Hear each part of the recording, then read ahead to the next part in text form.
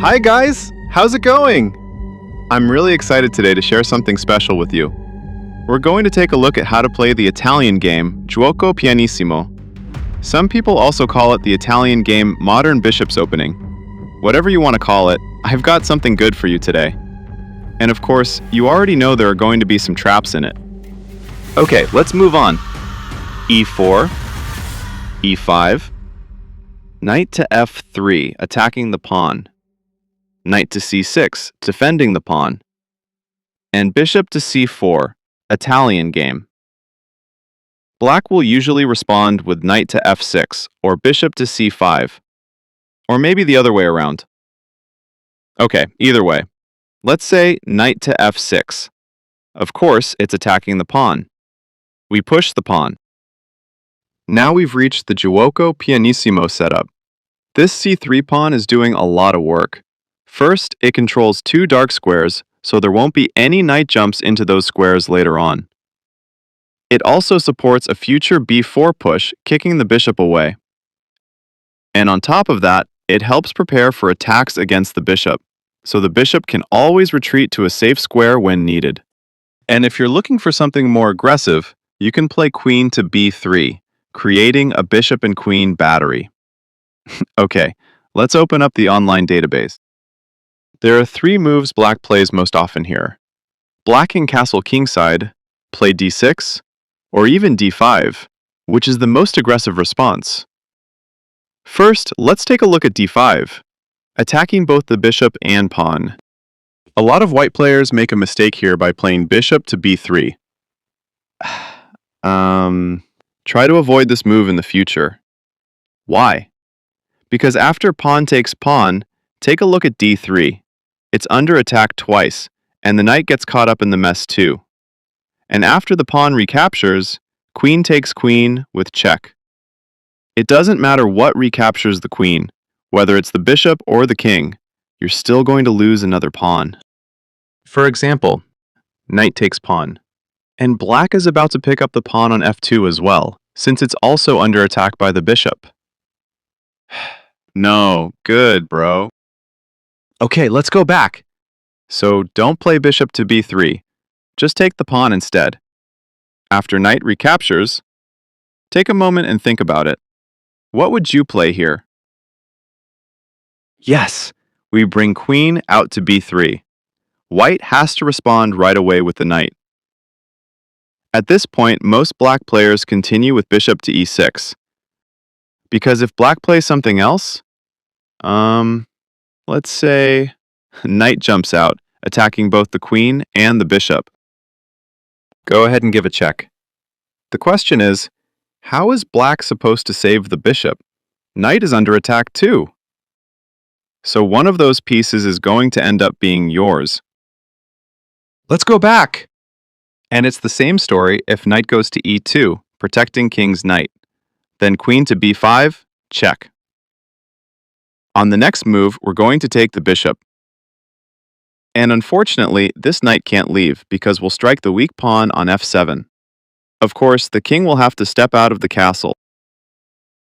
Okay, so it's clear that the bishop has to go to e6, protecting knight. Just keep it simple and take the pawn. Now you're forking rook and knight. If bishop comes over to defend the knight, we just snatch the knight on e5. That bishop is going to get nice and fat. So after this knight jumps over to cover its buddy, okay, we fight. After the f-pawn captures on e6, just continue the game as usual. Black is left with several isolated pawns, and one of them is even a doubled pawn. Take a look. We're already putting pressure on a pawn. Bishop can be developed to g5 to keep up the pressure. And don't forget to get your king to safety. Your knight can hop around wherever it wants, putting pressure on your opponent and controlling the center. And bring your rooks toward the center as well.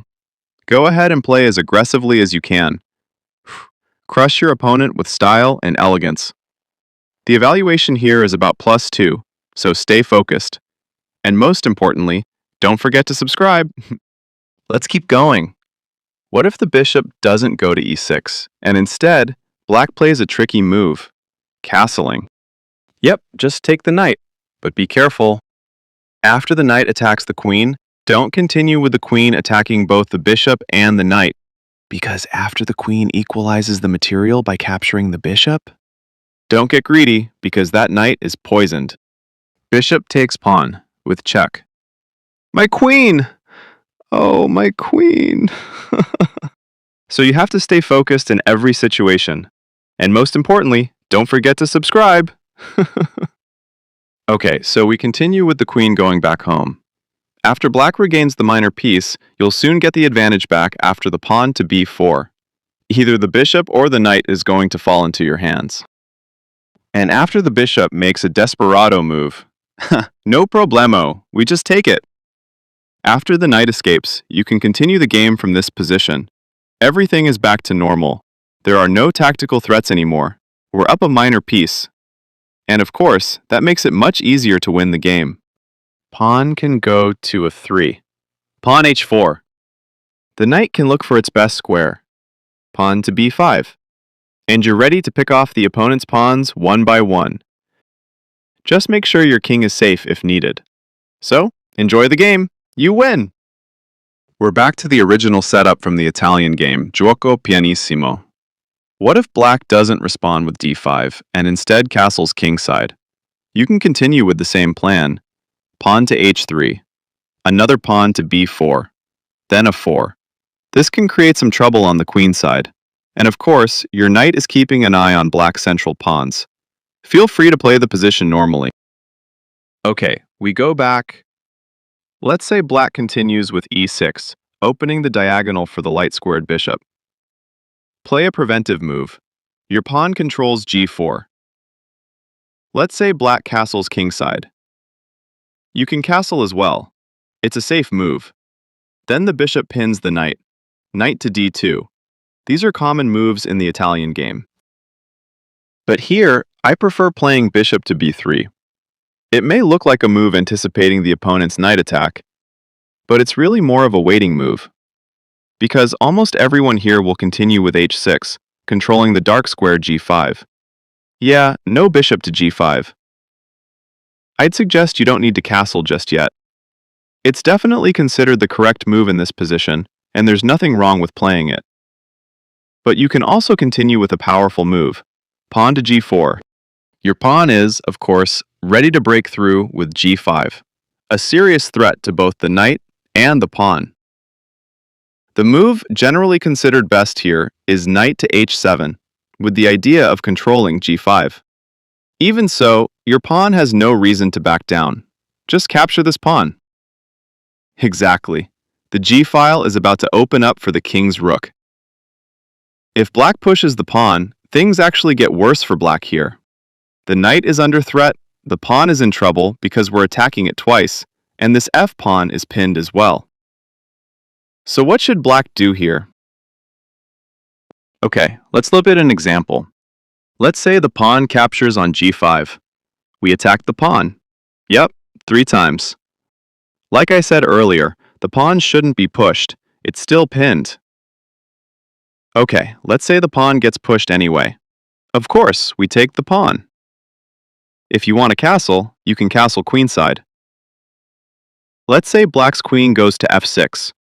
Maybe with the idea of indirectly attacking f2 twice. Trust me, black is going to suffer from just a single pawn attack. No matter where the queen goes, continue with g6. Black's position will collapse very quickly here. If the knight moves away, the pawn is simply lost. And look at this Italian bishop. It's an absolute monster.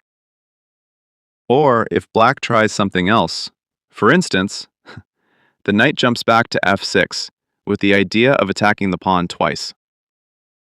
Now, you don't need to continue with g5 to attack the knight. Instead, we can activate the bishop, pinning the knight. And this pin is very difficult to break. So the most natural move for black is to challenge the bishop and trade bishops. We can simply ignore it. Keep developing your minor pieces. And if the bishop really doesn't like your bishop and decides to take it right away, just recapture with the queen. Now the queen is eyeing the pawn. Let's say the bishop retreats. It's time for the knight to start dancing. Your knight is flexible. It can jump to g6, attacking the rook, and it also has potential squares like f5. If the king moves to the corner, it may finally break the pin. But I can assure you, the king won't have a comfortable place to hide after rook to h1. Or if the knight chases away the queen, just say, "I'm totally fine with that." The queen is ready to go to f3 and can continue to h3 or f5 depending on the position. Your rook is also waiting for the right moment to make black's life miserable. Let's say black continues with queen to e7 and then e6, trying very hard to break the pin. Don't laugh, guys, that's not nice. Okay, let's help the queen break the pin. The queen moves. Bishop takes. Queen recaptures. And now we attack the queen again. Wherever the queen goes, it doesn't matter. For example, queen to e6. Continue with queen to h5. Followed by rook to h1. Then queen to h8. Checkmate. King. The move generally considered best here is g6, attacking both the queen and the knight. From here, you can pretty much choose whichever square you prefer. The queen can go to h6, or h4 is perfectly fine too. Even h3 is a good option. Black's top move here is f6, giving the king an escape square. And the knight should not be captured. It's poisoned! So rook to h1, then queen to h7, and queen to h8.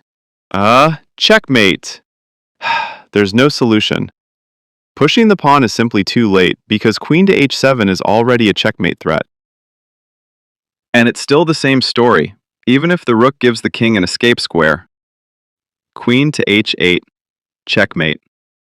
Or let's say black doesn't take the knight and instead moves the rook to give the king some room. Still, rook to h1, then queen to h8, checkmate.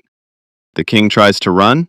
Don't worry, that square is covered by the knight, so we continue with queen to h8, checkmate. Or even here, if black continues with the engine's top move, which is f6, preparing an escape route for the king. There's no need for rook to h1, just jump the knight to h6. It's check.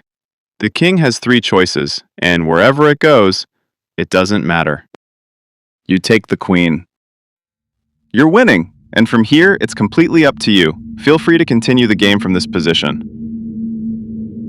Okay guys, that was a quick lesson on how to play the Italian game, Giuoco Pianissimo. Give it a try, and hopefully it helps improve your chess game. See you in the next video. Thanks for watching. Bye.